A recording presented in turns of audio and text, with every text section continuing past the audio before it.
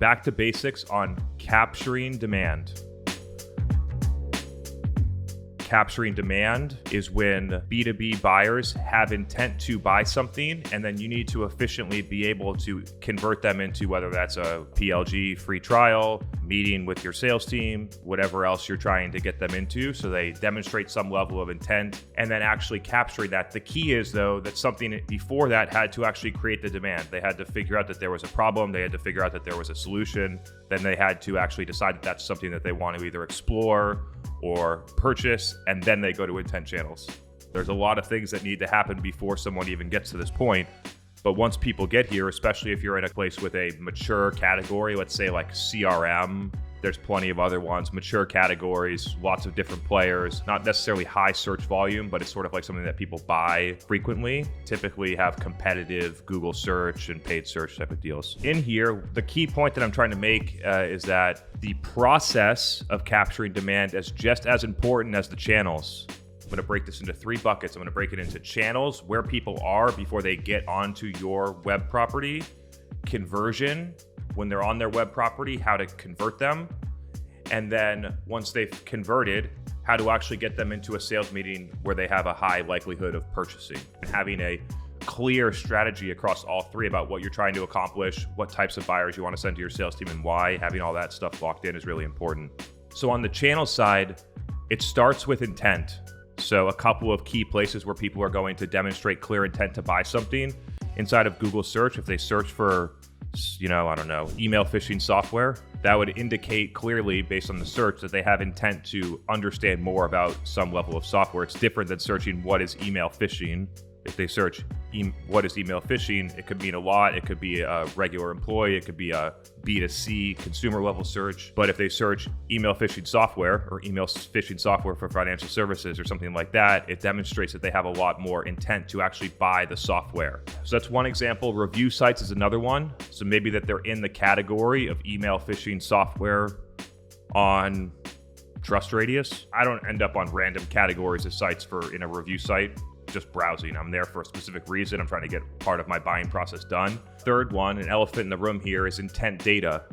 And so to be clear, when you're using intent data, you are capturing demand. In order to generate the data, you must first have intent. And in order to have intent, you're capturing demand. So those 3 are examples.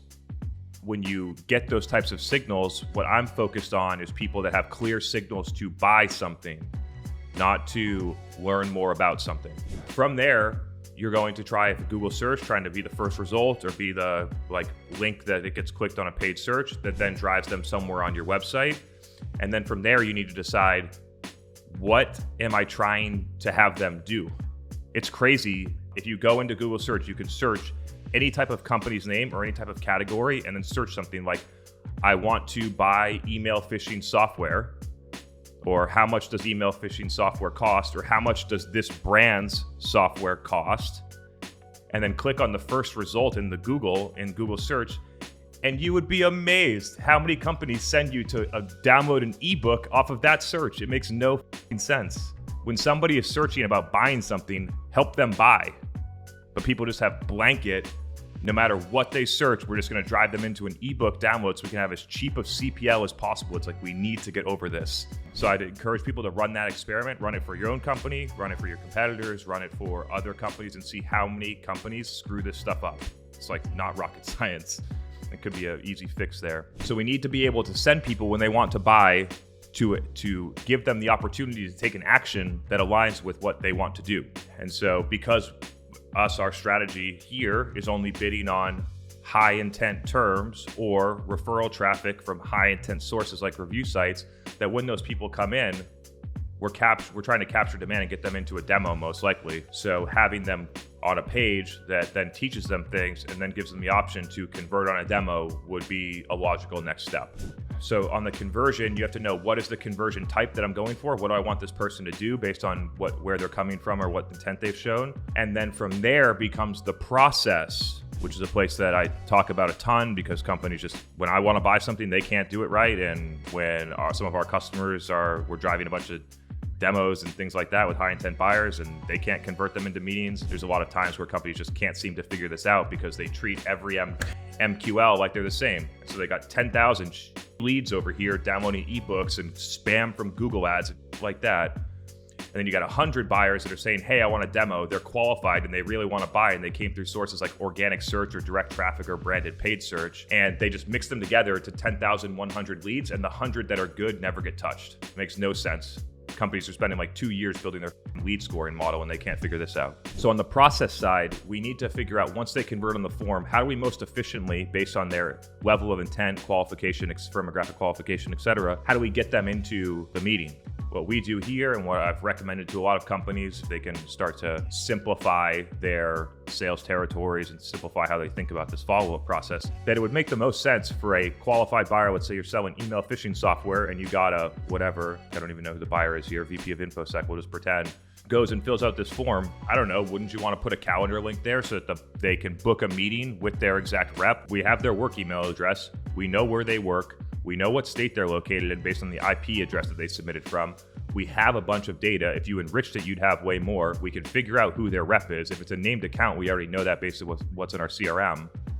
We put a calendar link for the right person, right? So much technology out there, but we can't seem to figure out how to use technology to do something like this to make it easier for our customers to buy. And then they book the link on the calendar, and then we don't need an SDR to follow up. There's no outreach sequences. There's no back and forth on email. And your show rates and conversion rates go through the roof. We're above 95% show rate for qualified meetings that book this way. And I was doing an analysis with a company last week, December, 4% of qualified demos made it to a stage 1 opportunity. And in January, 6%. That number should be well above 40. Ours, if you're looking at stage 1, ours is above 95%. And so those are the 3 steps, right? Like, so when we talk about capturing demand, typically I'm highly focused on the channel piece of it, but the channel piece of it, in my view, is actually I think a lot of companies overspend on search, right? Potentially overspend on review sites. They spend a lot of money on the channels, but having a strategy that's aligned with the right conversion points and the right process to actually move that from ad to pipeline.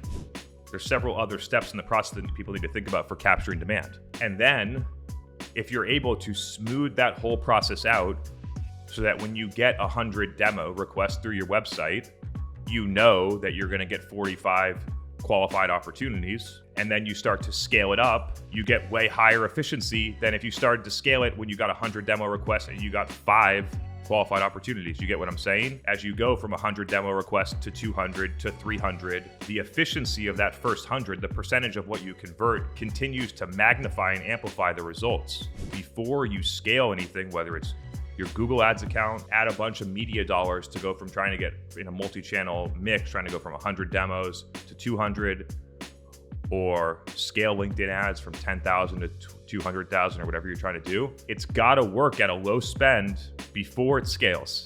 If it doesn't work at 10,000, there's no way it's working at 200,000. All it does is just amplify how bad the performance of those things are. And in order to go from 10,000 to 200,000, you need to figure out a ton of stuff. Process, operations, you're gonna hit a bunch of barriers and things when it gets inefficient. And so closing out here on this topic, channels, conversion, and then process, handoff, whatever you wanna call that, having all those things seamless, I think is just a huge opportunity. And in my view, table stakes. I'm quite surprised that companies still don't spend enough time focused on the inbound customer experience, which should be your number 1 generating revenue channel by far.